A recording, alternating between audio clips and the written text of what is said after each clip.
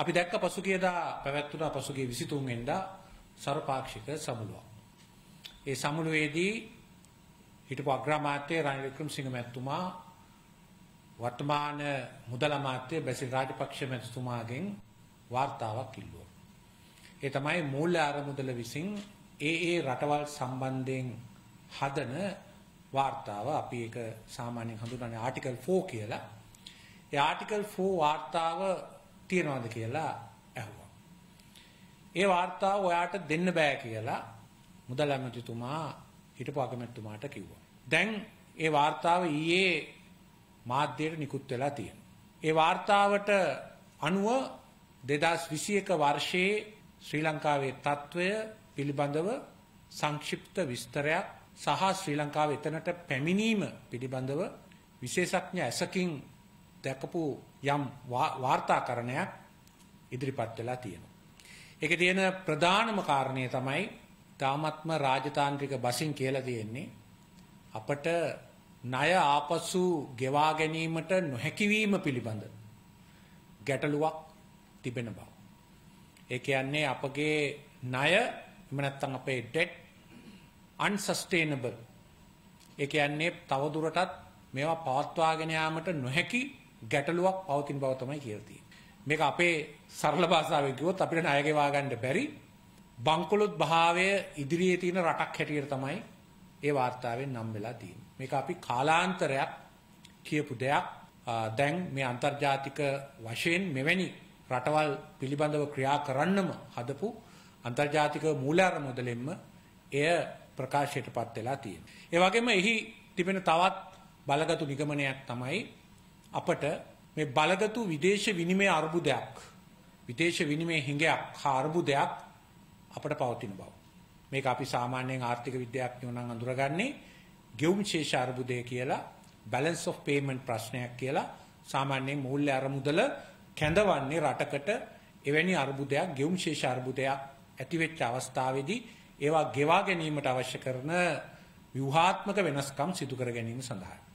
ඒ නිසා අපි එවැනි ව්‍යුහාත්මක වෙනස්කම් අවශ්‍ය ගෙවුම් ශේෂ අර්බුදයක තිබෙන බව ඉතාම පැහැදිලිව ඔවුන් ප්‍රකාශ කොට තිබෙනවා.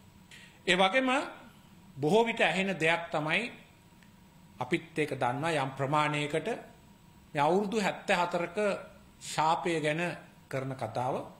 එහි යම් ආකාරයක ඇත්තක් තියෙනවා. නමුත් ඒ වගේම අපි අමතක කරන්න හොඳ නැහැ. ඒ අවුරුදු 74 ඇතුළත අපි සමාජමය වශයෙන්, ආර්ථිකමය වශයෙන් විශාල ජයග්‍රහණත් ලබාගෙන තියෙනවා. ඒවා අපි අව탁සීරු කරන්න හොඳ නැහැ එක වචනෙන් දෙකෙන්. කෙසේ නමුත් මේ පසුගිය කාලේ අපිව මේ තරම් අමාරුවේ දාපු කාරණේ පිළිබඳව යම් අදහසක් පළ කරලා තියෙනවා. ඒක තමයි මේ 2019 දෙසැම්බර් 1 වෙනිදා ලබා දූපු ඒ දැවැන්ත බදු සහනය. කැසිනෝ මුදලාල්ලාටත් එක්කම ලබා දීපු ඒ බදු සහනය. ඒ බදු සහනයට කිව්වේ ඉකොනොමික් ස්ටිමියුලස් පැකේජ් කියලා. ආර්ථික පුනර්ජීවන පැකේජයක් හැටියටයි ඒ බදු සහනය ඉදිරිපත් කළේ. නමුත් ඒ බදු සහනෙන් රටේ ආදායමේ, විශේෂ ආණ්ඩුවේ ආදායමේ 40% පමණ අහිමි වීම නිසා අපව අන්තර්ජාතිකව ණය ආපසු ගෙවීම පිළිබඳව අපව ශ්‍රේණිගත කරන සමාගම් ආයතන ප්‍රධාන වශයෙන් 3ක් තියෙනවා. S&P ආයතනය, Moody ආයතනය, Fitch ආයතනය කියලා ඔබ හැමෝම දන්නවා. Rating agencies. ඒවා අපිව පහළට ගෙනිච්චා. එහෙම නැත්නම් ඩවුන්ග්‍රේඩ් කළා. මේක තමයි අද මේ අර්බුදයේ එක ප්‍රධාන හේතුව. ඒ මොකද්ද? අන්තර්ජාතික මූල්‍ය වෙළඳපොළට අපට යන්න තිබිච්ච දොර වැසීම. ඒ වැසීම නිසා අපට අද සිද්ධ වෙලා තියෙනවා ණය ගෙවීම සඳහා අලුතෙන් ණය ගන්න නොහැකි වීමෙන් අපට සිද්ධ වෙලා තියෙනවා අපේ එදිනෙදා පරිභෝජනය සීමා කරගන්න. අද අපේ අන්තර්ජාතික වෙළඳපොලේ අපේ බැඳුම් කර කියන ඉන්ටර්නැෂනල් සවරින් බොන්ඩ්ස් මේවා අද ද්විතීය වෙළඳපොලේ සෙකන්ඩරි මාකට් එකේ ඒවායේ yield rate එක ගත්තොත් 40%ට වැඩි. වෙන වචන වලින් කියනවා නම් අපි මේක සරලකරණය කරලා කිව්වොත් අපි පිට අන්තර්ජාතික වෙළඳපොලේ ණයක් ගන්න ගියොත් අපට දැන් 140 පොලියට තමයි ගන්න වෙන්නේ කියලාත් කෙනෙකුට කියන්න පුළුවන්. ඒ වගේම ඩොලර් 100ක් වටින අපේ බැඳුම් කර ඩොලර් 60ට ගන්න තරමට බාල්දු වෙලා. ඒක තමයි අපේ තත්ත්වය. ඉතින් ඒ නිසා අපි ඇත්තටම බාල්දු වෙච්ච කඩා වැටිච්ච රටක් බවට අපේ ප්‍රතිරූපය ගොඩනැංවිලා ඉවරයි. ඒ කඩා වැටීමක් තිබුණා මේ රටේ. කඩා වැටීම වේගවත් වුණා කියන එක මේ බදු සහනෙන් ඇත්ත වශයෙන්ම ප්‍රකාශයටපත් වෙලා තියෙනවා. මේ පිටිපස්ස හිටපු ඒ නායචාර්යවරු කල්පනා කළේ මේ බදු සහනය මේ ධන කුවේරයින්ට ලබා දුන්නාම ඔවුන් මේ බදු සහනය ආයෝජනය සඳහා යොදාගනි රට දියුණු වෙයි කියන අර නව ලිබරල් වාදී අදහසේ තමයි හිටියේ. හැබැයි ඒක එහෙම වෙලා නැහැ කියලා දැන් අපි හැමෝටම තේරෙනවා රට මේ පත් වෙලා තියෙන තත්ත්වයක් එක්ක. ඒ වගේ මෙම වාර්තාවිත වැදගත් කාරණයක් තියෙනවා. ඒක තමයි 2018 වර්ෂයේදී මේ රටේ ප්‍රාථමික ශීර්ෂ ආණ්ඩුවේ, ඒ කියන්නේ ආණ්ඩුවේ එදිනෙදා ආදායම හා ආණ්ඩුවේ එදිනෙදා වියදම සොයාගන්න ප්‍රමාණවත් වුණා විතරක් නෙවෙයි අතිරික්තයක් 2018 වර්ෂයේ තිබුණා කියලා. අද ඒ අතිරික්තය ඊටාම භයානක බැරෑරුම් ණයගැති භාවයකට ගමන් කරලා තියෙනවා කියන එක. ඉතින් මේ ගැන කල්පනා කළොත් අද ලංකාවට හැමෝම කියන්නේ ඩොලර් හිඟයි කියලා. නෑ, ඩොලර් විතරක් නෙවෙයි. අද මහ බැංකුවට රුපියලුත් හිඟයි. ප්‍රධාන බැංකු දෙක මත ලංකා බැංකුවත් මහජන බැංකුවත් මත අධික පීඩනයක් යොදාගෙන තියෙනවා. මේ වෙනකොට මහ බැංකුවට තියෙන රුපියල් හිඟය කොච්චර සල්ලි අච්චු ගැහුවත් රුපියල් බිලියන 800කට ආසන්න හෝ ඊට වැඩි රුපියල් හිඟයකින් අපේ මහ බැංකුව පෙළෙනවා. විශේෂයෙන්ම අපේ රාජ්‍ය බැංකු දෙකට එදිනෙදා ගනුදෙනුකරුවන්ට අවශ්‍ය කරන රුපියල් ටික හොයාගන්න දැන් පුජ්‍යලික බැංකු සරණ යන්න සිද්ධ වෙලා තියෙනවා. සියලුම ආකාරයෙන් මේ රාජ්‍ය බැංකු දෙකේ තැන්පත් කළ තියෙන තැන්පතු ධනෙන් 52% ආණ්ඩුව විසින් තමයි ණය අරන් තියෙන්නේ. ඒ නිසා මේ රාජ්‍ය බැංකු දෙක ඉතාමත්ම භයානක අනතුරකට අද ආණ්ඩුව විසින් ඇද දාලා තියෙනවා. ඒ බැංකු දෙකේ අවංක කළමනාකාරීත්වයේ ඉන්න සියලුම දෙනා දන්නවා ඒ බැංකු කළමනාකරණයේ කිසිම මූලධර්මයකට අනුව කටයුතු නොකරන බව. ඒ වගේම ලංකා විදුලි බල මණ්ඩලයේ පාලනාධිකාරිය, කන්තේ නීතිගත සංස්ථාවේ පාලනාධිකාරිය, ගෑස් සමාගමේ පාලනාධිකාරිය, මේ වගේ ජල සම්පාදන මණ්ඩලයේ පාලනාධිකාරිය, මුදල් අමාත්‍යාංශයේ තියෙන ප්‍රධාන දේශීය ආදායම් දෙපාර්තමේන්තුව රේගුව, ඒ වගේම සුරාබත් දෙපාර්තමේ හැම තැනකම මූල්‍ය ශේෂ්ත්‍රයේ මුළු මූල්‍ය පද්ධතියේ සියලු දෙනාම දන්නවා. ඒ වගේම අත්‍යවශ්‍ය යටිතල පහසුකම් සැපයීමේ ශේෂ්ත්‍රවල හැමෝම දන්නවා තමන්ගේ ආයතන ඉතාම භයානක තත්ත්වයකට ඇද වැටෙමින් තිබෙන බව. කිසිම පාලනයක් නැති, කිසිම ආකාරයකට සොයා බැලීමක් නැති, කිසිම විනයක් නැති අයාලේ යන තත්ත්වයකට මුළු රටම පත් වෙලා තිබෙන බව. මේක ඇත්තටම මුළු රටම කිසියම් ආකාරයකට මහා භයානක වියවුලකට ඇද වැටිච්ච තත්ත්වයක්. ඒක අද අපිට හැම ශේෂ්ත්‍රයකම දැනෙන්න පටන් අරන් තියෙනවා.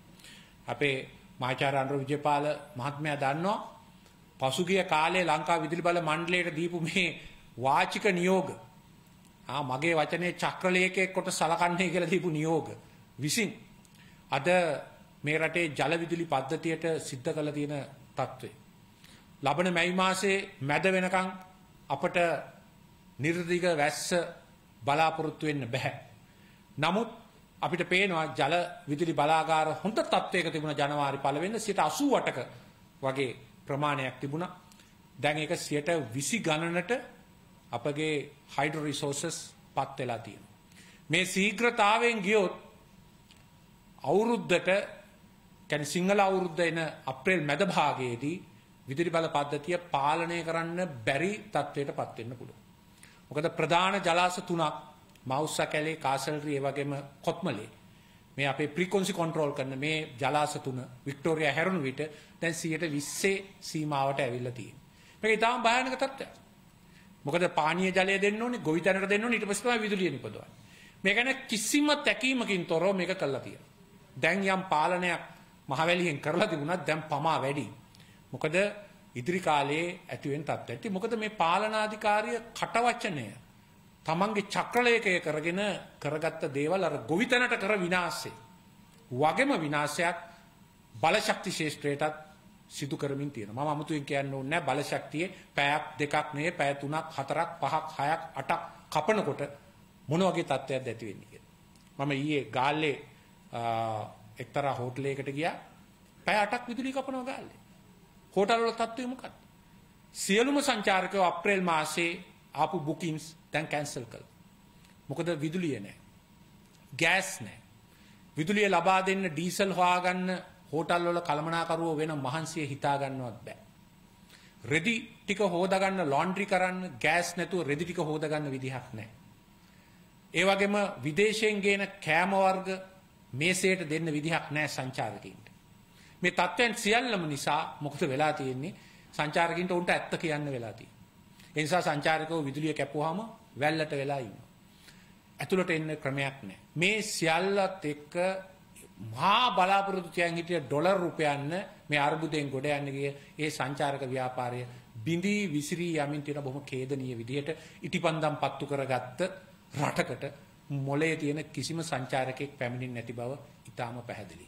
ඒ වගේම කර්මාන්ත ශාස්ත්‍රය රටේ ඉහළම ගණේ කර්මාන්ත වලට විශේෂම නිදහස් වෙළඳ කලාප වලින් පිටත පවත්වාගෙන යන කර්මාන්ත විදුලි අර්බුදය නිසා අද අඩපණ වෙමින් තිබෙනවා. මොකද ජෙනරේටර් වලින් පමණක් මේක රැගෙන යන්න බැරි නිසා. ඉතින් ඒ නිසා මම කියන්න ඕනේ අමුතුවෙන් ඔබ හැමදෙනාම ඉංජිනේරුවෝ හැටියට දන්නවා බලශක්තිය තමයි ආර්ථිකයේ ජීවනාලිය. ඒ බලශක්තිය විනාශ කරගත්තොත් අපි එහි ප්‍රතිඵල අනිවාර්යයෙන්ම ආර්ථිකයට දැනෙනවා. ඒ නිසා ආර්ථිකයේ මේවර ලබා ගන්න යන ওই වර්ධනයන් කිසිවක් මේවර නොලැබෙන බව ඉතාමත්ම පැහැදිලි. පසුගියදා මේ අපේ 43 වෙනි සේනාංකයෙන් අපි ඉදිරිපත් කළ වැඩපිළිවෙල. ඒකට අපේ ඇතැම් මෙතන ඉන්න පිරිස් සහභාගී වුණා. ඒ වැඩපිළිවෙල කරුණු 5කින් යුක්තයි. ගොඩ එමු නමින් මේ අර්බුදයට විසඳුමක් හැටියට අපි ඉදිරිපත් කරපු වැඩපිළිවෙල. ඒක මම හිතන ඔබට ලබා දීලා තියෙනවා. ඔබ ඒ කියවයි කියලා, හදාරයි කියලා අපි බලාපොරොත්තු වෙනවා. තවත් ආයතන මේ අර්බුදයෙන් ගොඩ ඒම සඳහා නොඑක් යෝජනා, හොඳ වැදගත් යෝජනා ඉදිරිපත් කළා තිබුණා. අර සාධාරණ සමාජයක් සඳහා වූ ව්‍යාපාරය අපේ හිටපු කතානායක කරු ජයසූරිය මැතිතුමාගේ මූලිකත්වයෙන් තියෙන එතුමලා කරුණු 16කින් යුතු වැඩපිළිවෙලක් ඉදිරිපත් කළා තිබුණා. ආර්ථික විශ්ලේෂණ ආයතනයක් වන අඩොකාට ආයතනය වැඩපිළිවෙලක් ඉදිරිපත් කළා තිබුණා. මේ වගේ නොඑක් වැඩපිළිවෙළවල් බොහෝ දෙනෙක් ඉදිරිපත් කළා තිබෙනවා. සාධනීය වැඩපිළිවෙළවල්. ඒක ක්‍රියාත්මක කරන්න දැන් පුළුවන් ද බැරිද කියන එක නෙවෙයි ගැටලුව. දැන් මේ ගැන හොඳ සමාජ සංවාදයක් ඇති කරගත යුතුයි. මේ ගැන අපේ ඉදිරිපත් කරපු වැඩපිළිවෙල සම්බන්ධයෙන් අර සර්වපාක්ෂික සමුළුව පැවැත්වෙච්ච දවසේ දී අයිලන්ඩ් පුවත්පතේ ශමින්ද්‍ර පර්ඩිනැන්ඩෝ ලිපියක් ලිව්වා. ඒ ලිපිය මා වෙතත් යොමු කරලා තිබුණා. ඒ ලිපියේ ප්‍රකාශ කරලා තිබුණා යම් සාකච්ඡාවකදී අපේ ජනාධිපතිතුමා කිව්වයි කියලා මේ චම්පික රණවකලා 43 වෙනි සේනාංකයේ වැඩපිළිවෙල ඉදිරිපත් කරන්නේ. ඒගොල්ලොත් මේ ආණ්ඩුවල හිටියා නේද? ඒගොල්ලන් මේ සාමූහික වගකීමෙන් ඒගොල්ලන්ට ගැලවෙන්න බෑ නේද වගේ අදහසක් පළ කළාය කියලා. එතුමා ඇත්තට මෙහෙම කිව්වත් දන්නේ නැහැ. නමුත් ඒ ලිපියේ එහෙම අදහසක් පළ කරලා තිබුණා. මේක ගැන මගේ හිතවත් සුළු ව්‍යාපාරික මහත්තයෙක් කිව්වා මට ඇමතුමා ආර්ථිකයෙන් 75%ක් රාජ්‍ය වියදම් වලින් ප්‍රධාන අමාත්‍යාංශයෙන් 75%ක් පාලනය කරන රාජපක්ෂ පවුල ආර්ථිකය කඩා වැටුණාට පස්සේද දැන් මේ සාමූහික වගකීම මතක් වෙලා තියෙන්නේ කියලා. මොකද 75 කරගන්න බැරුව නේද මේක වෙලා තියෙන්නේ කියලා. ඉතින් ඇත්තටම මේ සාමූහික වගකීම ගැන හුඟක් දෙනෙක් කතා කරනවා. ජයග්‍රහණවලදී සාමූහික වගකීමක් නැහැ. ඒගොල්ලෝ තමයි ඒක කරලා තියෙන්නේ. පරාජයන් හැමෝටම බෙදා ගන්න කතා කරනවා. ඉතින් මේක ඇත්තක් නෙවෙයි. මොකද මම 2013 දී මෙතන ඉන්නවා මාර්ග සංවර්ධන ශාස්ත්‍රයේ අපේ අමල් කුමාරගේ මහත්මයලා, අපේ සුරාජ්‍ය මහත්තයලා වැනි අය මේ මාර්ග ශාස්ත්‍රයේ සිදුවෙච්ච යම් යම් දෑ පිළිබඳවත් රටේ විදුලි බල ශාස්ත්‍රයේ සහ අනිකුත් ශාස්ත්‍රවල සිදුවෙච්ච මහ පරිමාණ ව්‍යාපෘති වලින් රට මෙවැනි අර්බුදයකට යන බව මම 2013ෙම කියලා තියෙනවා. මේක පොදුවේ ජනතාවට කියන්න කලින් ලිඛිතවත් වාචිකවත් මම ගරු මහින්ද රාජපක්ෂ ජනාධිපතිතුමාට මේක ප්‍රකාශ කළා. කිසිම ආකාරයකට එතුමා හෝ එතුමාගේ නිලධාරී මණ්ඩලයේ ප්‍රතිචාරයක් දැක්ුවේ නැහැ. මේ රටේ ආර්ථිකය කරවන අදටත් තිරේ පිටිපස්ස සිට කරවන ප්‍රධාන රාජ්‍ය නිලධාරියෙක් මේ ගැන මම එතුමාට දැනුම් දුන්නාම කිව්වා ඔබතුමා හදලා තියෙන එක මෙගා ව්‍යාපෘතියක් වික්කම ඔය ඔක්කොම ණය ගෙවලා දාන්න පුළුවන් කිව්වා. ඒ විදිහට තමයි මේ ජනාධිපතිවරුන්ව අන්දගෙන මේ භයානක මංකොල්ලයට අද රටේ මේ වෙලා තියෙන භයානක මංකොල්ලයක් ඒ භයානක මංකොල්ලයට පාර කැපිලා තියෙනවා. ඒ නිසා සාමූහික වගකීම ගැන කතා කරනවා නම් ඒ වගකීම අපි බොහොම පැහැදිලිව අනතුරු ඇඟවීම අපි කළා තියෙනවා. 2016 වර්ෂයේදී මට අතිශය කනගාටුදායක විදියට ඒ යහපාලන ආණ්ඩුවෙනුත් අර මාතර සිට හම්බන්තොටට අධිවේගී මාර්ගය හදන්න තීරණය කරපු වෙලාවේ මම එවකට අග්‍රාමාත්‍ය රනිල් වික්‍රමසිංහ මහත්මයාට මගේ විරෝධය පළ කළා. මොකද අපි වැටලා ඉන්න තත්ත්වයේ යටතේ කිසිම ආකාරයකට මේ මාර්ගය තනන්න එපා කියන එක. මේක නෙවෙයි රටේ ප්‍රවාහන ප්‍රශ්නයට විසඳුම කියන එක. මේ අවස්ථාවේ මේක කිසිසේත් කළ යුතු නෑ කියන එක. ඔය ණය තිරසාරත්වය පිළිබඳ ඩෙට් සස්ටේනබිලිටි පිළිබඳව මම කැබිනට් පත්‍රිකාවක් දාලා අවසානයේ මේ මාර්ගය හදන්න අපිට වෙනවා 2012 තමයි මේ ගිවිසුම් අත්සන් කරලා තියෙන්නේ කියලා කිව්වාම මාර්ගය හදන්න බොහොම උත්සාහකාරයෙන් වැඩ පටන් ගත්තම මම මේක ලිව්වා. ප්‍රවේශමෙන් මූලාඝාතයක් ඉදිරියෙන් කියලා. ඒ නිසා ඔය හැමෝටම ඔය සාමූහික වගකීම ගැන කතා කරන්න පුළුවන්. නමුත් අපි මේ අනතුර බොහෝම බරපතල විදියට ඒ හැම අවස්ථාවකම වගකීමෙන් මේ රට පෙන්ලා දීලා තියෙනවායි කියන එක ප්‍රකාශ කරන්න ඕන. ඒ වගේම එම සර්වපාක්ෂික සමුළුවේදී මම දැක්ක අපේ දැන් තින්න මහ බැංකුව අධිපතිතුමා සුපුරුදු කතා ටිකක් කියනවා. ඒ කතා ටික තමයි 2010 ඉඳන් 15ට 6%කට වැඩි ආර්ථික වර්ධනයක් තිබුණා. නමුත් 2015-19 කාලයක 3%ට වැටුණා. ඒක තමයි මේ අර්බුදයේ හේතුව. ඒ ඵල විපාකයේ තමයි අපිට ගෙවන්න තියෙන කියන එක. ඒ වගේම අන්තර්ජාතික බැඳුම් කර හරහා ඩොලර් බිලියන 13ක් හෙව්වා. ඒවා දැන් අපිට ගෙවන්න වෙලා තියෙනවා. ඒ නිසා ඒකට වගකිව යුත්තේ පසුගිය ආණ්ඩුව මිසක් අපි නෙවෙයි කියන මේ කාරණය. එතුමා පාර්ලිමේන්තුවේ ඉන්න කාලේ මම මේකට කීප වතාවක් උත්තර දීලා තියෙනවා. ප්‍රධාන කාරණය මේ ලබාගත් ආය කියන 106 වර්ධනය. බොහෝ වෘත්තීය වේදීන් මේක ප්‍රකාශ කරන මම දැකලා තියෙනවා. මේක ලැබුණේ ආකාර දෙකකට. එකක් එතෙක් උතුරු හා නැගෙනහිර ආර්ථිකය අපට එකතු වෙලා තිබුණේ නැහැ. 2009 යුද ජයග්‍රහණයෙන් පස්සේ ආර්ථිකය අපිට එකතු වුණා. එකතු වෙනවත් එක්කම අපට අනිවාර්යයෙන්ම ආර්ථික වර්ධනයක් ලැබුණා. ඒ විතරක් නෙවෙයි යුද්ධය ස්ථාවර සාමය ලැබුණ බව සහතික වුණාම විශේෂයෙන්ම ලෝකාර්ථික අර්බුදයත් එක්ක ඇතිවෙච්ච ලාභදායී ඩොලර් ලංකාවට ගලා ඒම නිසා යම් ආකාරයක කොටස් වෙළඳපොළ සහ අනිකුත් ශේෂ්ඨවලත් ප්‍රගමනයක් ඇති වුණා. ඒ වගේම මෙතන ඉන්න සියලුම සිවිල් ඉංජිනේරු මහතුරු දන්නවා ඇති කරන ලද ඉදිකිරීම් බුබුල එහෙම නැත්නම් කන්ස්ට්‍රක්ෂන් බබල් එක ISB International Sovereign Bonds Sri Lanka Development Bonds ඒවයින් 7-8 පොලියට සල්ලි අරන් බැංකු වලින් සල්ලි අරන් අධිවේගී මාර්ග සහ අනිකුත් ඉදිකිරීම් සඳහා නාගරික සංවර්ධනය සඳහා ප්‍රකෝටි ගානක ධනයක් පොම්ප කළා. රටේ ප්‍රාග්ධන වියදම් වලින් ආණ්ඩුවේ 45%ක්ම වැය කළේ මේ පැත්තට පාරවල් වලට. මේකෙන් තමයි මේ తాවකාලික වර්ධනය ලැබුණේ. ඒ වර්ධනයේ ප්‍රතිඵලයක් හැටියටම තමයි අද අපි අපේ බිඳ වැටීම ආරම්භ වෙලා තියෙන්නේ. මේවයේ කිසිම ආකාරයක හොයා බැලුවේ නැහැ. මේවයේ තියනවාද ප්‍රතිඵලදායක භාවයක් කියලා. කොළඹ ඉඳන් ගාල්ලට තමයි අපි යම් කිසි ආකාරයකට ආසියානු සංවර්ධන බැංකුව යටතේ විධිමත් ටෙන්ඩර් පටිපාටියකට පාරක් හැදුවේ. අනික හැම විටම කළේ හිතු මනාපයට මේවා අන්සොලිසිටඩ් ප්‍රොපෝසල් හැටියට හිතු මනාපයට ලබා දීමේ ක්‍රියාවලිය. මේවා දැන් අපිට ඇහෙනවා යම් යම් ප්‍රකාශ. දැන් උදාහරණයකට මේ මෑතදී මීරිගම සිට කුරුණෑගලට පාර විවෘත කළා. ඒ විවෘත කරාම ඒක හොඳයි කුරුණෑගල යනට ඒක පහසුවක් නුවර බලා යනටත් ඒක පහසුවක්. හැබැයි අපි අමතක කරන්න හොඳ නැහැ මේ පිටිපස්සේ තියෙන වියදම. මේවා හැදුවේ දේශීය කොන්ත්‍රාත්කාරෝ අපට ආඩම්බරයි ඒ ගැන. නමුත් මේ පිළිබඳව තියෙන වියදම මොකක්ද? හැමදාම මාධ්‍යවල එන්නේ මොකද්ද? පළවෙනි දවස් 10 දී මෙච්චර හෙව්වා. පළවෙනි මාසෙදී මෙච්චර හෙව්වා කියලා. දැන් මේ මාර්තු මාසේ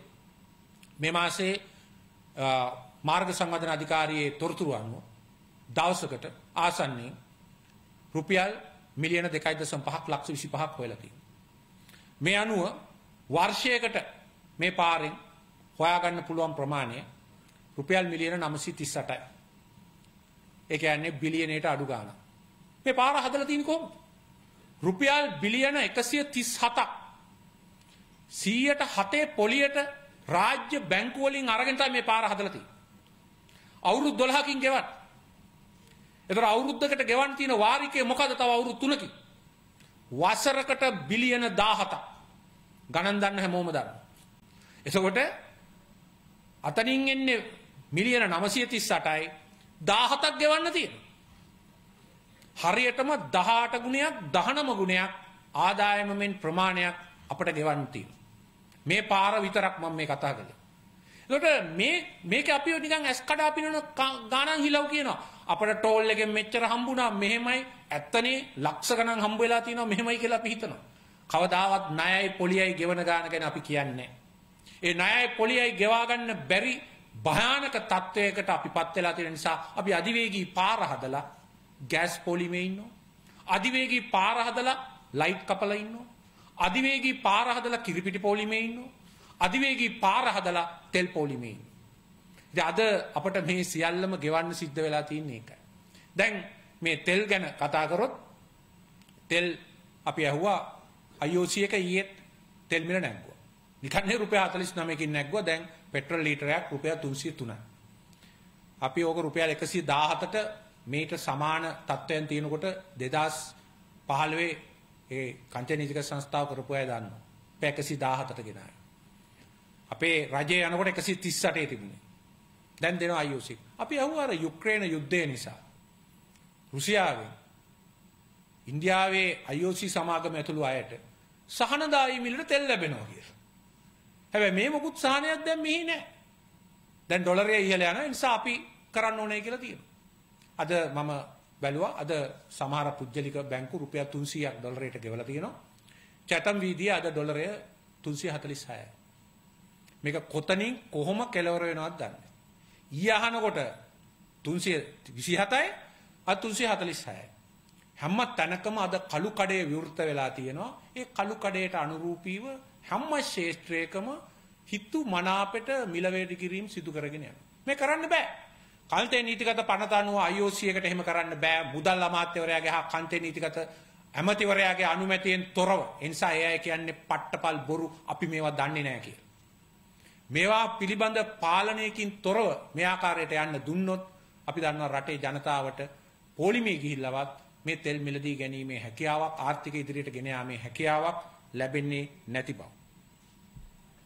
ඉතින් මේ අර්බුදයේ මුල කාටත් පැහැදිලි. අපට දරා ගන්න බැරි මට්ටමට අපට ගෙවා ගන්න බැරි මට්ටමට රුපියල් වලින් ණය ගැනීමත් ඩොලර් වලින් ණය ගැනීමත් ඒවා නැවත අපට ආදායම් නොලැබෙන ව්‍යාපෘතිවල යොදා ගැනීම. කිසිම ආකාරයකට අපි කවුරුත් දන්නේ මේ ROI එක return on investment ගැන හිතන්නේ නැතුව, සක්ෂතා අධ්‍යයන ගැන හිතන්නේ නැතුව, මූල්‍ය අධ්‍යයන ගැන හිතන්නේ නැතුව, තමන්ගේ කොටහ ගැන විතරක් හිතලා ගත්ත තීරණවල ප්‍රතිඵලවලට තමයි අද අපිට මුහුණ දෙන්න සිද්ධ වෙලා තියෙන්නේ. ඉතින් අපි යෝජනා කළ කරුණු පහක්. ඒ කරුණු පහ කෙටියෙන් කිව්වොත් රාජ්‍ය මූල්‍ය ස්ථායීකරණය. ඒ කියන්නේ රටේ ආදායම වැඩි කර ගන්න ඕනේ. රටේ වියදම අඩු කර ගන්න ඕනේ. අවංකවම ගත්තොත් අපිට තවදුරටත් අධිවේගී මාර්ග වල ඉන්න ඒ වැඩ කරන කොන්ත්‍රාත් සමාගම් ඒ සේවකයෝ මොනවා හිතුවා තවත් මේ රටේ අධිවේගී මාර්ග තැනීමේ තත්වයක අපි නැහැ. අපේ රට නැහැ. අපි මේවා අවුරුදු 3කට නැත්තම් 5කට කල් දැමිය යුතුයි. පාරවල් කිලෝමීටර් ලක්ෂයක් කාපට් කරන්න දීපු සමාගම් නම් දැන් බහුතරයක් ඒවා දාලා ගිහිල්ලා අපට මේ අවස්ථාවේ හැකියාව නැහැ. ඒවා අපි තව අවුරුද්දකට අවුරුදු 3කට අවුරුදු 5කට කල් දැමිය යුතුයි. වැඩ ලක්ෂයයි ගම් ලක්ෂයයි කරන්න තරම් ධනයක් දැන් අපිට නැහැ. මේ සෙල්ලම් අපි නතර කළ යුතුයි. මේ රටේ මිනිස්සුන්ට බේත් ටික, මේ රටේ මිනිස්සුන්ට කන්න ටික, මේ රටේ මිනිස්සුන්ට ලයිට් ටික, තෙල් ටික, ගෑස් ටික ලබා දෙන්න ඕනේ. ආණ්ඩුවේ වියදම් කප්පාදු කරගත යුතුයි. ඒ වගේම ආණ්ඩුවේ වියදම් කප්පාදු කරන අතරේ ආණ්ඩුවේ ආදායම් වැඩි කරගත යුතුයි. ඒ ආණ්ඩුවේ ආදායම් වැඩි කර ගැනීමට බදු ආදායම් වැඩි කරගත යුතුයි. බදු ආදායම් වැඩි කරනකොට සමාජ සාධාරණත්වය ගැන සිතා දුගී ජනයාට ඒ සිදු නොවන ආකාරයට ඒ සිදු කළ යුතුයි. දැන් බාහන විදුලි බල මණ්ඩලය ඉදිරිපත් කළා තියෙනවා. මහජන උපයෝගිතා කොමිසමට ලිපියක් විදුලි බල ගාස්තු වැඩි කරන්න. විදුලි බල ගාස්තු කොහොමද වැඩි වෙන්නේ? ඒකක 30ට අඩු අයට. ඒ කියන්නේ අඩුවෙන්ම භාවිතා කරන අය. මතක තියාගන්න සියලුම ඉහළ කට්ටියත් පළවෙනි එකක 30ට ගෙවන්නේ ඔච්චරයි. 2.50යි ගෙවන්නේ නේද දඬුවම්. 2.50යි. රුපියල් 30යි ස්ථාවර ගාස්තුව. 2.50 වැඩි කරන්න යෝජනා කරලා තියෙනවා රුපියල් 8ට. රුපියල් 30 වැඩි කරන්න යෝජනා කරලා තියෙනවා රුපියල් 430ට. මොකටද ස්ථාවර ගාස්තුව?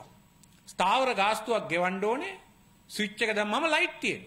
ස්විච් එක දැම්මම ලයිට් නැතුව, ඒ කියන්නේ රිලයබිලිටි නැතුව රුපියල් 30 430 කරන්න කතා කරනවා. 2.50 8 කරන්න. අත්ත වශයෙන් මේකක 30ට අඩු සියලු දෙනාට මේ සමාජ සාධාරණත්වයේ මේ ක්‍රියාවලිය අපි එදා 2011 දී මේක ක්‍රියාවේ නැගුවා. අපි ගෙනාවා මූල ධර්මයක්. මොකද්ද? ජල විදුලිය රටේ සියලු දෙනාගේ උරුමයක්. ඒ නිසා ජල විදුලිය නිපදවන්න යන ඒ මුදල අපි ඒ වැය පිරිවැය අපි අඩු ඒකක ගාණක් පාවිච්චි කරන අයට ලබා දිය යුතුයි. ඒක ඉහළ ඒකක ගාණ ලැබෙන අයටත් ලැබෙනවා. ඉතින් මේ විදිහට මේ කිසිම සමාජ සාධාරණත්වයේ මූල ධර්මයකට අනුව නෙවෙයි මේක වැඩි කරන්නේ. ඒකක 180ට වඩා වැඩියෙන් පාවිච්චි කරන අයට මෙතන 10 ගුණයකින් නග්ගලා ඒකක 180ට වඩා වැඩි කරන අය 2,39,000යි මේ රටේ ඉන්නේ. සමහරට මෙතන ඉන්න අයගේ බහුතරය ඒකක 180ට වඩා වැඩියෙන් පාවිච්චි කරන අය වෙන්නේ නැති. ඒවල 118යි වැඩි වීම. අරක 110. ඒතර මේ කිසි තැනක සමාජ සාධාරණත්වයේ මූල ධර්මයේ නැහැ. මේ සමාජ සාධාරණත්වයේ මූල ධර්මයේ මත ඕනේ පිරිවැය වැඩි කරනකොටත් බදු වැඩි කරනකොටත් ක්‍රියා කරන්න. ඒ අර්ථයෙන් ගත්තොත් ඩීසල් මිල වැඩි කරද්දී අපි මතක තියාගන්න ඕනේ පොදු ප්‍රවාහනයේ තියෙන ඩීසල් මත. පෙට්‍රල් වැඩි කරනකොට අපි මතක තියාගන්න ඕනේ සාමාන්‍ය ජනයාගේ මෝටර් සයිකලේ සාමාන්‍ය ජනයාගේ ත්‍රී වීල් එක තියෙන එතන. ඒවා ගැනත් යම් අවධානයකින් යුතුව ඕනේ මේ වෙළඳපොළ ක්‍රමය අපි ක්‍රියාත්මක කරවන්න. ඒ වගේම අපි දෙවෙනි කාරණේ කිව්වේ ණය ප්‍රතිව්‍යුහගත කිරීම. දැන් ඒක කරන්න යන්නේ. ඒකට කට්ටිය විරුද්ධ වුණත් පක්ෂ වුණත් ඒක කරන්න යන්නේ. අප්‍රේල් 11 වෙනිදා මුදල් ඇමතුමා මූල්‍ය අරමුදලට ගියාම තාම බරපතල තිත්ත කසායක් එතුමට බොන්න වෙනවා. ඒකට කට්ටියට විරුද්ධ වෙන්න පුළුවන්. නොඑක් කතා කියන්න පුළුවන්. නමුත් ණය ප්‍රතිව්‍යුහගත කරන්න වෙනවා. මේ මෑතදී පත් කළ ආර්ථික විශ්ලේෂකයෝ කණ්ඩායමක් උපදේශක කණ්ඩායමක් හැටියට. ඒ උපදේශක කණ්ඩායමේ ඉන්න බහුතරයක් අර චේතනාතින් මේ ආර්ථික ක්‍රියාවලියත් එක්ක හැප්පෙන අය. ටයිල් මුදලාලි ඉන්නවා දේශීය ටයිල් ව්‍යාපාරයේ විතරයි තියෙන්නේ ආනයනික ටයිල් තහනම් කරන්න ඕනේ කියලා යෝජනා කරන ඔහු ලාභ උපයන ඔහු ආර්ථික සභාවට යනවා. ෂැම්පෝ හදන මුදලාලි ඉන්නවා ඔහු ආර්ථික සභාවට ගිහිල්ලා එහෙම නැත්නම් මූල්‍ය සභාවට ගිහිල්ලා පිටරට ෂැම්පෝ තහනම් කරනවා ඔහුගේ එක විතරක් වැඩි කරගන්න. මෙවැනි ව්‍යාපාරික පන්තියකකින් ලබා ගන්න පුළුවන් උපදේශයක් නෑ ආර්ථිකයක් ගොඩනගන්න. මේ ආකාරයේ යෝජනා නොගොඩනගා ගන්න මේක හරියට අර මේ අර්බුදයේ නිර්මාපකයින්ගෙන්ම මේ හොරාගෙන් පේන අහනවා වගේ වැඩක් තමයි මේවැනි ආර්ථික සමිති කියලා තියෙන්නේ. හැබැයි ඒකෙන් යෝජනාවක් කරලා තියෙනවා මොකද්ද? අපේ ණය ප්‍රතිව්‍යුහගත කර ගැනීම සඳහා මූල්‍ය උපදේශකින් පත් කරන්න කියලා. මූල්‍ය උපදේශකින්. ඒක තමයි අපිට කරන්න වෙන්නේ. මූල්‍ය උපදේශකින් පත් කරන්න. ඒ පත් කරාට පස්සේ අපිට ඊටාම තිත්ත කසාය ගන්න බොන්න වෙනවා. මොකද්ද අපිට කියන්නේ? අපිට ණය ගෙවන්න බෑ කියලා කියන්නේ. ඒ ණය ගෙවන්න බෑ කියලා දැන් පසුගිය මේ මාසේ ගත්තොත් මාර්තු 4 වෙනිදා එක අවස්ථාවක් ආවා. ඉන්දියාවට අපිට තිබුණා මිලියන 900ක් ගෙවන්න ICU ණය ඒෂියන් ක්ලියරින් යුනියන් එකේ. අපි කිව්වා අපිට ගෙවන්න බෑ කියලා. ඒ අනුව ඉන්දියාව අපිට ඒක තවත් මාස 2කින් කල් දැම්මා මැයි 4ට. මැයි 4 වෙනකොට ওই 900 තවත් ඩොලර් මිලියන 400කින් විතර වැඩි වෙන්න නියමිතයි. ඒ වගේම මේ 18 වෙනිදා තිබුණා චීන එක්සිම් එකට චයිනා ඩෙවලොප්මන්ට් බැංක් එකට ණය ගෙවන්න. ඩොලර් මිලියන 130ක්. චීනය කිව්වා බෑ අපි කල් දාන්නේ අපිට ගෙවන්න ඕන කියලා. ඉතින් අර තිබෙන සියලුම දේ හූරලා ගෙව්වා. අද ඔය පොත්පත්වල තිබෙන දේ කොච්චර විශ්වාස කරන්න පුළුවන්ද කියලා කියන්න බෑ මහ බැංකු වාර්තා ගැන. බොහොම අමාරුවෙන් ඒක ගෙව්වේ. 18 වෙනිදා වෙනකොටත් මේ ණය ගෙවන්න බෑ කියලා ලිපි ලේඛන සකස් කරලා තිබුණේ. චීනය කෙලින්ම ගියපු හින්දා අපේ ණය ගෙවන්නේ නෑ අපි කියලා. අපේ ණය ආපහු අපි කල් දාන්නේ නෑ කියලා ඒක ගෙවන්න උනා. නැත්නම් එදා බංකොලොත් වෙනවා. ඒ වගේම දැන් චීනය යෝජනා කරලා තව බිලියනයක් දෙනවා ණයට. ඒවා මේ අවුරුද්ද ඉතුරු ණය ටික ගෙවන්න. මේ ආකාරයට මේක මෙහෙම ඇදයි යන්න පුළුවන්. මේක මෙහෙම ගෙනියන්න පුළුවන්. අනිවාර්යයෙන්ම මිනිසුන්ට කන්න බොන්න තියෙන ධනය, මිනිසුන්ට ඉන්ධන වලට තියෙන ධනය ණය ගෙවීම සඳහා යොදාගත යුතු නැහැ. මේ ණය ගෙවීම ගැන කියනවා නම් ගිය වසරේ මේ සමහර වහනවා කවුද මේකේ පියා විජේ කුමාරයාද කියලා. නෑ. මේ ගිය වසරේ අපි ගෙවන ලද ණයෙන් විදේශ ණයවල වාරිකය ගත්තට පස්සේ ප්‍රින්සිපල් පාර්ට් එක ගත්තට පස්සේ 78%ක්ම ගරු රාජපක්ෂවරු ගත් ණය ආපසු ගෙවන්න යොතුපෝ. 78%. නිසා සාමූහික වක්කීම ගැන කතා කරන්න දෙයක් නැහැ එතන. ඒ නිසා කාගේ ණයද මොනවට යොදවපු ණයද කියන එක තමයි අපට අද තියෙන ප්‍රශ්න. කෙසේ වෙතත් ණය ප්‍රතිව්‍යුහගත කළ යුතුයි. එහිදී මේ ජනතාවගේ පැත්ත ජනතාවගේ ක්‍රියාකාරීත්වයත් එක්ක විනිවිද පේන ආකාරයට ඒක කළ යුතුයි. නැත්තම් අපි දැක්ක අර ඩොලර් මිලියන 500 වෙච්ච දේ දන්නවනේ නේද? ඒකේ අගය පිරිහුණා. ලංකාවේම ඉන්න කූට පිරිසක් ගිහිල්ලා සෙකන්ඩරි මාකට් එකේ ඒක මිලදී ගත්තා. මිලදීගෙන උන් එකපාරටම දැවැන්ත ලාභයක් උපය ගත්තා. මොකද අපි මේ ණය පියවනවත් එක්ක. ණය ගැනීමත් වංචාවක්, ණය පියවීමත් ඊට වඩා ලොකු වංචාවකින් කරගෙන යනවා. පුදුමාකාර දූෂිත රටක් මේ රට. අපි එදා දැක්කා අර මේ චේන් එක කඩා ගන්නවා. අර සුනාමියට හසු වෙලා ගාල්ල නගරේ ගසාගෙන යන තරුණියගේ චේන් එක කඩා ගන්නවා. අන්න එවැනි ජාවාරංකාර පැලැන්තියක ගලග්‍රහණයට තමයි අද මේ රට පත් වෙලා තියෙන කනගාටුවෙන් උනත් කියන්න ඕන. ඒ වගේම තුන්වෙනි එක අපි යෝජනා කරලා තියෙනවා විවෘත වෙළඳපොළ ආකාරයකට ආයෝජන සිද්ධ වෙන්න ඕනේ.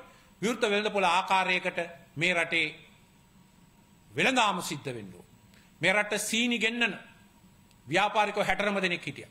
එක තනි එක මිනිහෙක්ගේ අධිකාරියක් බවට පත් කළා. ඒ අයගේ උපයාගත්ත දැවැන්ත ධනෙන් පක්ෂ විපක්ෂ දෙකේම දේශපාලනය කරන්න වැය වෙන විත්තිය අද රහසක් නෙවෙයි. මේ රටේ ටයිල් ගෙන්නන්න 200කට අධික පිරිසක් හිටියා. එක දෙන්නෙක්ගේ අධිකාරියක් බවට පත් වුණා. ඒ සල්ලි අද කොළ රතු නිල් හැම ආකාරයෙන්ම අයගේ දේශපාලනය කරන්න වැය වෙන බව රහසක් නෙවෙයි. ඒතර මේ ආකාරයට අධිකාරී ඒකාධිකාරී ගොඩනගනවා.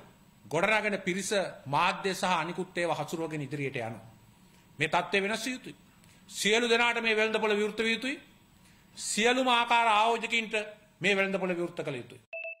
මේ කාවටව ඉන්දියානු ආයෝජකෙක් අදානි සමාගම ඔහු ගුවන් යානකින් පුනරින් බලා ගිහිල්ලා ලිපියක් ලිව්වා. ආණ්ඩුවට මොකද්ද කියලා තියෙන්නේ? මේ හලාවත සිට පුනරින් දක්වා තිබෙන සූර්ය බලය හා හුලම් බලයේ විභවය ගිගාවොට් 5ක් ඔහුට ඕනේ කියලා.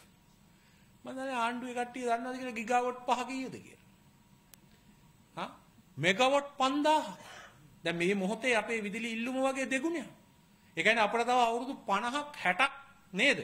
ලබා ගන්න තියෙන විදුලි සම්පත මේ තනි සමාගමට ඉල්ලලා තියෙනවා.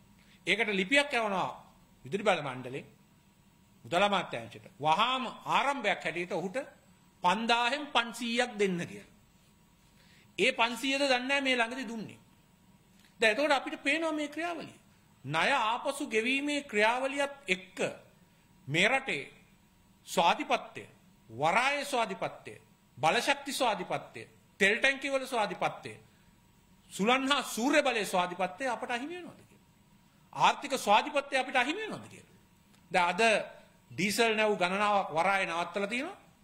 ඩොලර් වලින් ගෙවන නැව් එකක්වත් ඩොලර් ගෙවන්න හැකියාවක් නැහැ. ඉන්දියන් ක්‍රෙඩිට් ලයින් එකේ නැව් වල විතර ඩීසල් බානවා. මේකයි තාත්තා. මොකද වෙන්නේ? ඉස්සරහට අග්‍රානගරයේ තියෙන ඒ බලාගාර වලින් තමයි ඒ පිරිපහදුවෙන් තමයි අපිට තෙල් ගන්න වෙන්නේ.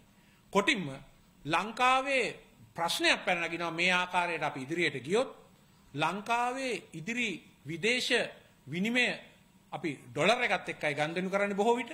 ඒක ඉන්දියානු රුපියල වෙන්න ඉඩ තියෙනවා මෙහෙම කියොත්. මේ රටේ ආර්ථිකය තමිල්නාඩුවේ ආර්ථිකයෙන් වෙනස් වෙන්නේ නැහැ මින් ඉදිරියට. මේ ආකාරයට අපේ නෞක ශාස්ත්‍රය, ගුවන් ශාස්ත්‍රය, මේ හැම ශාස්ත්‍රයකම අද මේ බරපතල අනතුරු අපිට ඇවිල්ලා තියෙන නිසා මේ ණය ආපසු ගෙවීමේ ගැටලුව වෙනුවට අධිකාරියන් නැති වෙමින් තියෙන්නේ හැම දේශපාලන ශාස්ත්‍රයේත් අපව යටත් විජිතයක් බවට පරිවර්තනය වීමේ අනතුර දැන් ඇති වෙලා තියෙනවා. ඒ වගේම අපි යෝජනා කළා විශේෂයෙන් මේ දේශීය නිෂ්පාදනයේ නංවන්න දැන් ආයි යලකන්නේ එනවා. හාල් හිඟයි, පළතුරු හිඟයි, එළවලු හිඟයි. මේ ගොවියට නිසි පොහොර ටික වැවිලි කරුවට තේ වැවිලි කරුවට ඒ ටික ලබා දීලා ඒක පුනර්ජීවනය කරන්න කියන යෝජනාව ඵලදායීතාවයේ ඉහළ නංවන්න කියන යෝජනාව අපි ඉදිරිපත් කළා. විශේෂයෙන්ම ඉංජිනේරු හැටියට ඔබ දන්නවා මේ රටේ තේ හෙක්ටයාරයකින් අපට ලැබෙන ප්‍රමාණය වගේ කීප ගුණයක් අපිට හොයන්න පුළුවන්. පොල් ගහකින් ලැබෙන ප්‍රමාණය වගේ කීප ගුණයක් අපිට පොල් ගහකින් ලබා ගන්න පුළුවන්. අපි ඵලදායීතාවයේ ප්‍රොඩක්ටිවිටි එක වැඩි කරන්න තාක්ෂණීය භාවිතා කිරීමෙන් කටයුතු කිරීමෙන්. මොකද අවුරුදු 20ක් 30ක් තිස්සේ මේ ශේෂ්ත්‍ර බොහොම එකතැන පල් වෙමින් තියෙන්නේ. මේවා වෙනස් කිරීමට අපි මැදිහත් විය යුතු වෙනවා. ඒ වගේම පස්වෙනි කාරණේ හැටියට අපේ ප්‍රතිරූපය, ජාත්‍යන්තර ප්‍රතිරූපය අතිශය වැදගත්. අපේ ප්‍රතිරූපය බිඳ වැටෙනවා නම් අපට විදේශ වෙළඳපොළ වැහෙනවා. විදේශ වෙළඳපොළ වැහෙනවා නම් විදේශ මූල්‍ය වෙළඳපොළෙන් අපිට ණය හෝ සහන හෝ ආයෝජන හෝ කිසිවක් ලබා ගැනීමට හැකි වෙන්නේ නැහැ. ඒ නිසා අපේ ප්‍රතිරූපය ගොඩනංවා ගන්නට වැඩපිළිවෙලක් අවශ්‍යයි. විශේෂයෙන්ම අධිකරණයේ ස්වාධීනත්වය. ඒ වගේම පොලිසියේ නීතිපති දෙපාර්තමේන්තුවේ ස්වාධීනත්වය.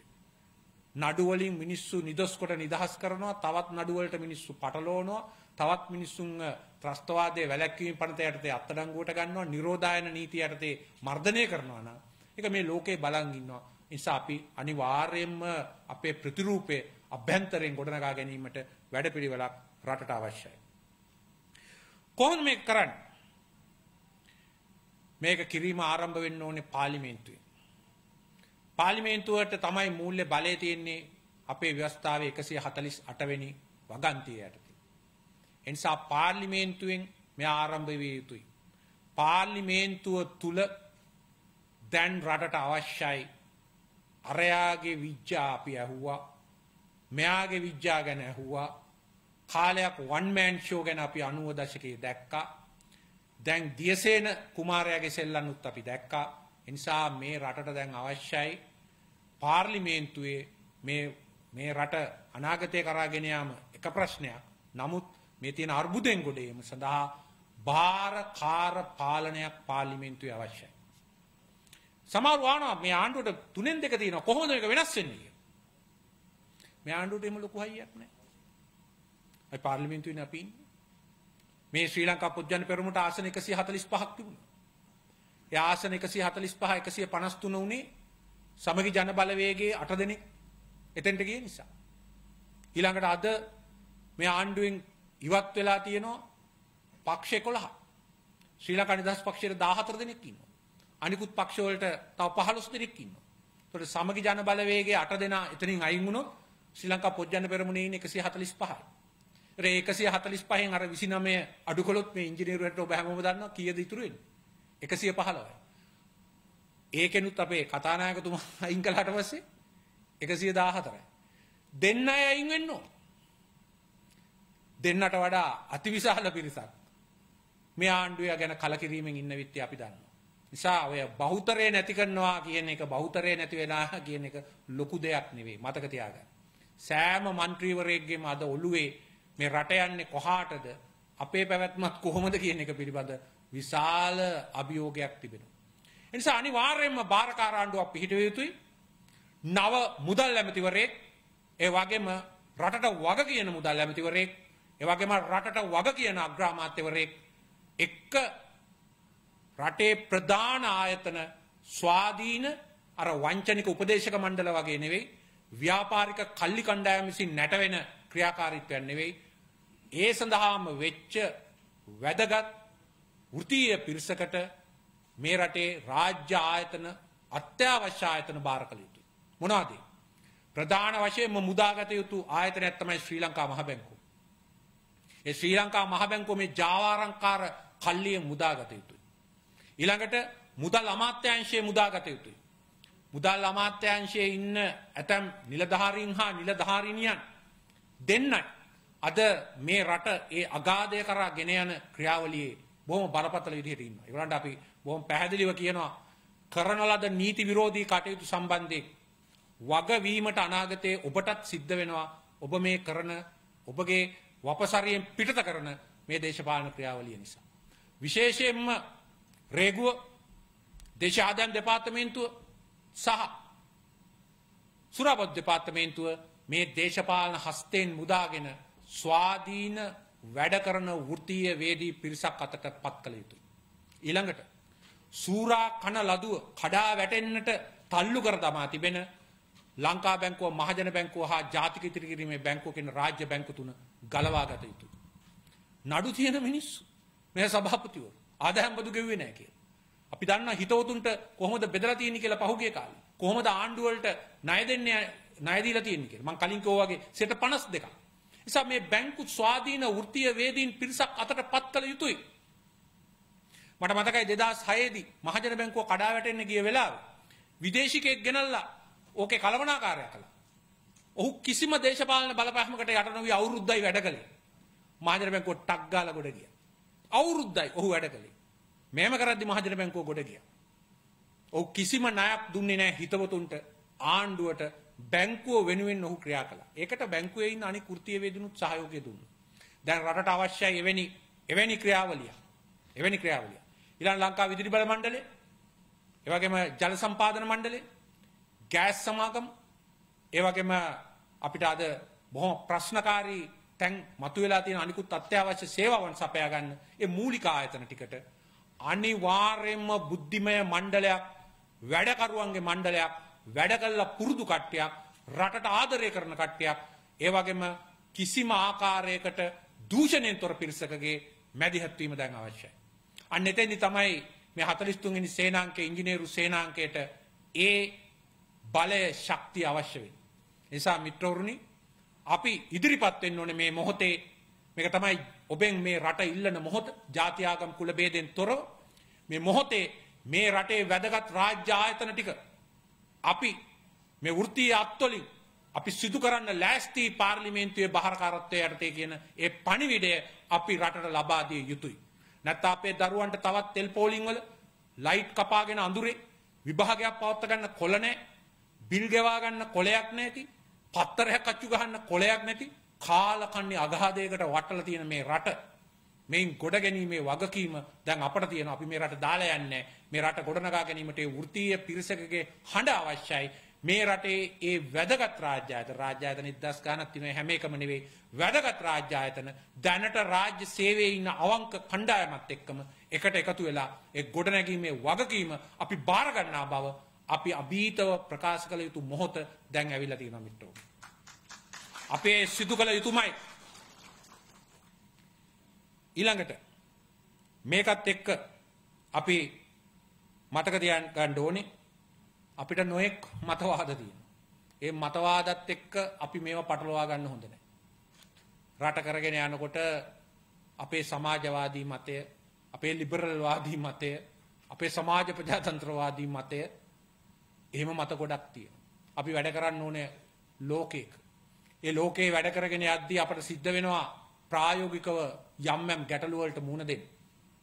ඒ නිසා අපි මේ මතවාද මොහොතකට පැත්තකට තියලා අවුරුද්දකට දෙකකට ප්‍රායෝගික වැඩ කළ හැකි අවම එකඟතාවය, මිනිමම් වර්කින් ඇජෙන්ඩා එක, අවම වැඩ කරන එකඟතාවයක් අපි සියලුම දේශපාලන කණ්ඩායම් අතර ඇති කරගත යුතුයි. මේක අපි හොඳට මතක තියාගන්න ඕනේ. මේ මොහොත තනියෙන් ජය ගන්න පුළුවන් දෙයක් නෙවෙයි. වන් මෑන් ෂෝ වලට කරන්න පුළුවන් දෙයක් නෙවෙයි. ඒක තව බොරු දියසෙන්ලා අන්දලා කරන්න පුළුවන් දෙයක් නෙවෙයි. ඒ වගේම තව මහජනයා උද්වේගයටපත් කරන හීනමාලිගා හදලා කරන්න පුළුවන් දෙයක් නෙවෙයි. ප්‍රායෝගිකව වැඩ කළ හැකි අවම එකඟතාවයකට එකතු වෙලා මේ රට මේ අර්බුදයෙන් ගලවා ගැනීමට මැදිහත් විය යුතුයි. ඔය ඉතාලිය වගේ රටවල් අර්බුදයට ගිය අවස්ථාවේ, ග්‍රීසිය වගේ රටවල් අර්බුදයට ගිය අවස්ථාවේදී හැම අවස්ථාවකදීම ඒ වෘත්තීය මෙහෙයුම, ඒ වගේම ඊට අනුරූපීව දේශපාලන කණ්ඩායම් දක්වපු ප්‍රතිචාරය අතිශය වැදගත් වුණා. ඒ නිසා එය අපි පළමුව තියාගත යුතුයි. දෙවනුව, ලෝකයේ ඇති වෙලා තියෙන මේ දේශපාලන අරගල වලට අපේ මැදිහත් වීම සිදු කළ යුතුයි. අපි කවුරුත් දන්න මෙතන බල අරගලයක් තියෙනවා. එක පැත්තකින් චීනය, රුසියාව, පාකිස්තානය, අනිත් පැත්තෙන් ඉන්දියාව, ජපානය, ඕස්ට්‍රේලියාව, ඇමරිකාව, එක්සත් ජනපදය. ඉතින් මේ කලාපයේ ඉන්දියාව, අනිත් පැත්තෙන් චීනය එක්ක තියෙන මේ ගැටුම, මේක මේ ලඩාක් වල තියෙන ගැටුමක් විතරක් නෙවෙයි. මේක මේ ඉන්දියන් සාගරයේ මෙතනක් තියෙන ගැටුමක්. අපි කාලයක් චීනයේ දේශපාලන ආර්ථික උපාය මාර්ගයට ආයෝජනය කරන්න ගිහිල්ලා අපි බරපතල ප්‍රතිපාක විඳගත්තා. දැන් අපි ඉන්දියාවේ උපාය මාර්ගයට මේ ණය බරෙන් ගොඩ වෙන්න වැඩ කළොත් අපි ඊටත් වඩා භයානක ප්‍රතිපාකයන්ට මුහුණ දෙන්න නියමිතයි. ඒ නිසා අපි අපේ උපාය මාර්ගය හදා ගන්න ඕනේ. අපේ උපාය මාර්ගයට මේ හැම රටකින්ම ලබාගත හැකි ඒ අවශ්‍ය උදව්ව ලබා නොගත්තොත් මතක තියාගන්න ඕනේ බලවත් රටවල් වලට තමන්ගේම උපාය මාර්ගයක් තියෙනවා. ඒ උපාය මාර්ගයට ඔය මානව හිමිකම් අරවා මේවා ප්‍රජාතන්ත්‍රවාදයේ මිනිස් නිදහස කියන ඒවා එච්චර වැදගත් නැහැ. ඉතින් රටවල් පොඩි රටවල් මේ තේරුම් ගන්න නැතුව අනවශ්‍ය අභියෝග කරන්න ගියොත් හෝ අනවශ්‍ය යටවීම් කරන්න ගියොත් ඒ රටවල් වල අනාගතේ නැති වෙනවා. මේ යුක්‍රේනට වෙලා තියෙන්නේ ඒකයි. යුක්‍රේනට වෙලා තියෙන්නේත් ඒකයි. තමන්ගේ තරම හා තමන්ගේ විශේෂත්වය පිළිබඳව හොඳ අවබෝධයකින් තොරව අපි ගනුදෙනු කරන්න ගියොත් විශාල ව්‍යසනයකින් රට తీරන. දැන් මේ රටවල් වල විදේශ බලවේගවල උපාය මාර්ගවලට අනුව හැසිරෙන්න ගියොත් අපිට මේ රට සදහටම නැති වෙනවා. ඒක නිසා අපි අපේ උපාය මාර්ගයේ මත ශක්තිමත්ව හිටගෙන ඒ රටවල් සමග නිවරදිව ගනුදෙනු කරන ක්‍රියාදාමයකට අපි පියවර සවිය යුතුමයි මිත්‍රවරුනි.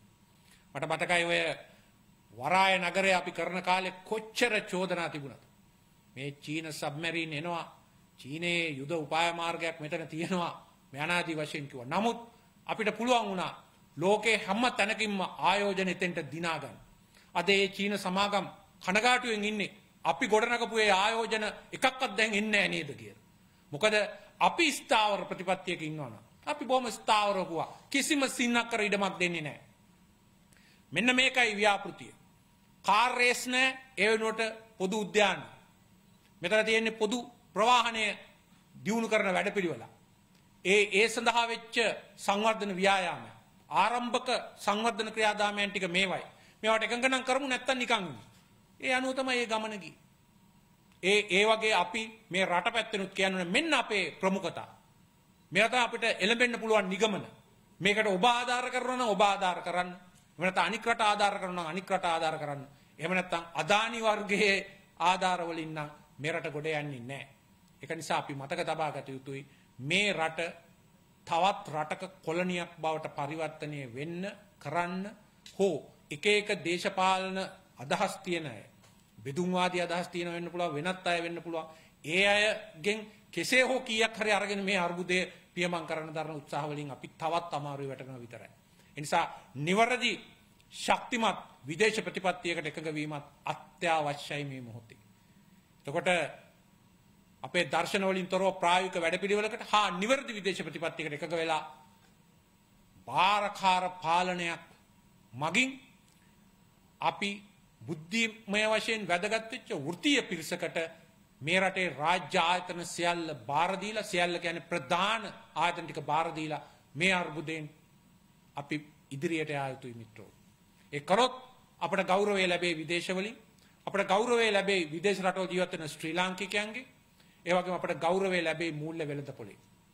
ඒ සඳහා මේ 43 වෙනි සේනාංක ඉංජිනේරු ඔබ අතිශය වැදගත් පිරිසක්. මොකද ඉංජිනේරුවන් තමයි මේ රටේ නව උත්පාදනයේ මේ ලෝකයේ නව උත්පාදනයේ ධන උත්පාදනයේ ප්‍රධානම කාර්යභාරය කරන්නේ. ඒ නිසා ඔබ සියලු දෙනා මේ වෘත්තීය බලමුලුවට අපි එකතු වෙලා 100,000 ගාණෙන් එකමුතු වෙලා අනිකුත් වෘත්තීය ක්ෂේත්‍රات එකමුතු කරගෙන අපි දැනටමත් දන්ත වෛද්‍ය ඒ වගේම ගණකාධිකාරී ඒ වගේම වාස්තු විද්‍යාඥ මනාදී සෑම ක්ෂේත්‍රයක්ම ගුරු විදුහල්පති වගේ සෑම ක්ෂේත්‍රයක්ම අපි ආවරණය කරලා තියෙනවා. අපි එකතු වෙලා මේ ගොඩනගා ගැනීමට අදිෂ්ඨාන කරගමු. ඒ සඳහා අපේ හිතවල අද මේ සඳෑ සමේ පණිවිඩයක් අපි පැල කරගමු. මේ රට අපි ගොඩ ගන්නවාමයි කියලා.